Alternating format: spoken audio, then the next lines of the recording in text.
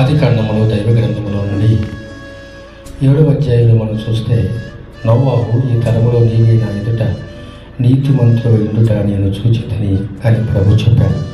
దేవుని బిడ్డారా, నోవాహు దినాల్లో నోవాహు దేవుని దృష్టికి నీతిపరుడుగా ఉన్నాడు.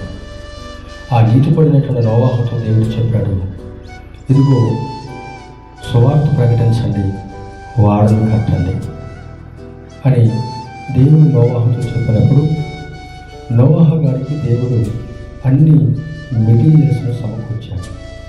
వాడకు ఏమేమి కావాలో అన్నింటినీ దేవుడు సిద్ధపరిచాడు.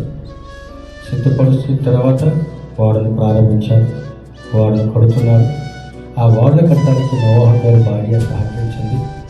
నోవాహు గారి కుమారులు మగలు అందరూ కూడా సహకరించారు. ఆ విధముగా వాడను కడుతూ మరొక వైపు సువార్తను చెబుతున్నారు. ఇదిగో జలప్రళయము భూమి మీదకు రాబోతుంది. కానీ ప్రజలు ఏమనుకున్నారంటే, నోవాహును చూసి వెలివాడిగా చూశారు, అపహాస్యం వర్గాన్ని చేశారు. తెలియజేశారా, వాడును ఎవరైనా ఎక్కడ వెళ్తారు? సముద్రపు అంచున కడతారు. ఎందుకంటే అదొక ఆ వాగు వచ్చినప్పుడు ఆ పడవ కానీ వాడ కానీ లాంచి కానీ పెద్దది ఏదైనా కాడ అది వచ్చినప్పుడు అది కొంచెం వాగుకి లోపలికి వెళతా ఉంటుంది. కానీ నోవాహు గారు ఊరు మధ్యలో వాడ కడత ప్రారంభించారు. జలప్రళయం రాబోతుంది. ఆ ప్రమాదంలో ఎవరూ తప్పించుకోకుండా ఈ వాడలోకి మనమందరం కూడా వెళ్ళి కుటుంబానికి క్షేమంగా ఉండాలి, బ్రతకాలి, అన్నింటి సువార్తను రండి, వాడలోకి రండి అని నోవాహు గారు చెబితే వారందరూ కూడా ఏమిటిది ఊరిలో కట్టడానికి ఎక్కడో సముద్రంలో కట్టాలని. దేవుని పిల్లారా, 105 సంవత్సరాలు సువార్త అయిపోయింది. ఈ లోపల వాడ కూడా పూర్తి అయిపోయింది. వాడ ఊరిలో కట్టేటువంటి ఆ వాడ దగ్గరికి నీరును దేవుడు పంపించాడు. దాన్ని జలప్రళయం అంటారు. దేవుని పిల్లరా, నోవాహు దినాల్లో ప్రజలు దేవుని మాట వినలేదు. అందుకే మరి ఆ వాడలోకి ఒక్కరు కూడా రాలేకపోయారు. ఆ వాడను కట్టుకున్నటువంటి ఆ యొక్క నోవాహు కుటుంబ సభ్యులు మాత్రమే ప్రవేశించారు. ఎందుకని వారు దేవుని ఎందుకు విశ్వాసం కలిగి ఉన్నారు, వారు దేవుని ఎందుకు భయభక్తులు కలిగి ఉన్నారు, దేవునికి లోపడ్డారు. దేవుడు నోవాహు గారి భార్య నోవాహు మాట విన్నారు, వారు కొడుకులు తండ్రి మాట విన్నారు, కోడళ్ళు దేవుని మాట విన్నారు. అందుకని వారు జనములు ముడికి నశించిపోకుండా వారు రక్షణ పొందారు కదా. కానీ పట్టణస్థులు దేవుని మాటకు లోపడలేరు, దైవుని మాటకు లోపడలేరు, జల ప్రళయంలో నశించిపోయారు. దేవుని పిల్లలారా, నినివే పట్టణానికి వెళ్ళు అని దేవుడు యోనాతో చెప్పాడు. అక్కడ 1,20,000 మంది నశించిపోతున్నారు. నీవు అక్కడికి వెళ్ళి సువార్త చెప్పు. 40 దినాలకు దేవునికి ఉగ్రత వస్తున్నారు.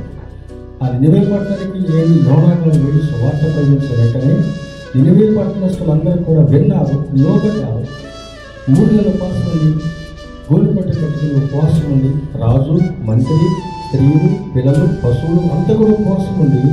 దేవుని పాదాల కొద్ది కడిగి కాల్చారు. అందుకనే రాబోతున్నటువంటి ఉగ్రతను, శిక్షను దేవుడు తప్పించారు. ఆ పట్టణస్తులు తప్పించుకున్నారు. కానీ నోవాహు దినాల్లో దేవుడి దగ్గర ఆ ప్రజలు వినలేదు. ఎవరి అందుకే ఆ వారంలో నోవాహు కుటుంబ సభ్యులు రక్షణ పొందారు, క్షేమముగా వారు పైకి ఎత్తపడ్డారు. ఆ జలంలో ఆ నీరులో అనేక మంది మునిగి నశించిపోయారు. ఎనిమిది పట్టణస్తులందరూ ప్రభు వైపు చూశారు. నోవాహు దినాల్లో ప్రజలు ప్రభు వైపు చూడలేరు. దేవుని పిల్లరా, ఈ వాక్యం దేవుని సంగమా, దేవుని పిల్లరా, దగ్గరగా ఉండి, దూరంగా ఉండి, ఒంటరిగా ఉండి, ఎత్తుగా ఉండి, 10 మంది ఉండి, ఎంతమంది ఉండి వాక్యం ఉంటున్నామో వింటున్నారో కానీ జాగ్రత్త ఆలోచన చేసుకోవాలి. నోవాహు దినాల్లో సువార్త 105 సంవత్సరాలు ప్రకటించిన వారి వెనల నశించిపోయారు. నోవాహు మరి ఆ నినివే పట్టణంలో ఒక్కసారి యోనా గారు చెప్పగానే ప్రజలందరూ కూడా స్పందించారు, అర్థం చేసుకున్నారు. 105 సంవత్సరాల సువార్త ఎక్కడ, ఒక్కరోజు సువార్త ఎక్కడ. ఆ పట్టణస్తులు దేవుడు వేడుకుంది, దేవుడు వేడుకుంటున్నారు. ఈ పట్టణస్తులు నశించిపోయారు. ఈ దినాల్లో కూడా ఈ ప్రభుత్వ కరకరమ దినాల్లో, అంచె దినాల్లో, అపరకరమ దినాల్లో వైద్యులు మరి సువార్త, ఆదివారం ఆరాధన సువార్త బయటికి పెట్టి ఎంతో దేవుని మాట అందిస్తున్నారు. బుధవారం దేవుని మాట అందిస్తున్నారు, శనివారం దేవుని మాట అందిస్తున్నారు, ఆదివారం ఆరాధన అందిస్తున్నారు.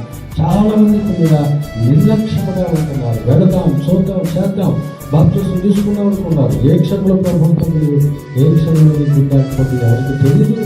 నడిమి ఆత్మ యెహోవా పెట్టిన దీపం. ఆ దీపము దేవుని తెలవకముందే నీవు సజీవులుగా ఉండగానే ప్రేరణ సువార్త అందిస్తుండగానే దేవుని మాట వినండి, దేవునికి లోబడండి. ఇప్పుడు లాస్ట్ డేస్, ఈ అంచె దినాలు, ప్రభు వచ్చిన దినాలు. ఎందుకంటే ప్రభు శరీరధారికి లోకములు ఉన్నప్పుడు ఆయన చెప్పాడు, నేను వచ్చేటువంటి దినాలకు ముందు కొన్ని సూచనలు, కరువులు, ఖడ్గాలు, భూకంపాలు, జనం మీదకి జనము, రాజ్యం మీదకి రాజ్యము, కులం మీద కులము, మతం మీదకి మతము, ఆ దేశస్తులు ఈ దేశస్తులు, ఆ పట్టణస్తులు ఈ పట్టణస్తులు, ఆ గ్రామస్తులు ఈ గ్రామస్తులు కొట్టుకుని రకరకాలుగా అయిపోతున్న ప్రభు చెప్పారు. ప్రభు చెప్పినట్లుగానే ఈ దినాలు జరుగుతుంది. అంటే ప్రభు మాట నెరవేర్పు జరుగుతుంది. అంటే ప్రభు త్వరగా రాబోతున్న విషయం మనము గ్రహించుకొని దేవుని మారుమూసి పొందండి, రక్షణ పొందండి, ప్రభు దేవుడిని చక్కగా నడిపించబడండి, ప్రార్థన చేసుకోండి, వాక్యాన్ని ధ్యానించండి, కుటుంబంతో కట్టుకోనండి. అబద్ధాలు, మోసం, అవసరం, ఎవరి అవిధేయతల వైపు చూడండి. ఈ గుణదానిలో తృప్తి కలిగి, ఈ గుణదాన్ని తింటూ, ఇచ్చిన దానిలోనే ప్రభుని స్తుతిస్తూ, ప్రభుని కలిగి ఉంటూ, నీకు ఇచ్చిన దానిలో ప్రభు క్రీస్తు ప్రభు నామను కనపరుస్తూ నమ్మకంగా జీవించు. అప్పుడు దేవుడు నీకు మెండైన మేలు దీవుడు ఆశీర్వాదాలు ప్రభు అనుగ్రహిస్తాడు. అటు కృప దేవుడు మనందరికీ దయచేయను గాక. ఆమేన్. అందరికీ వందనాలు.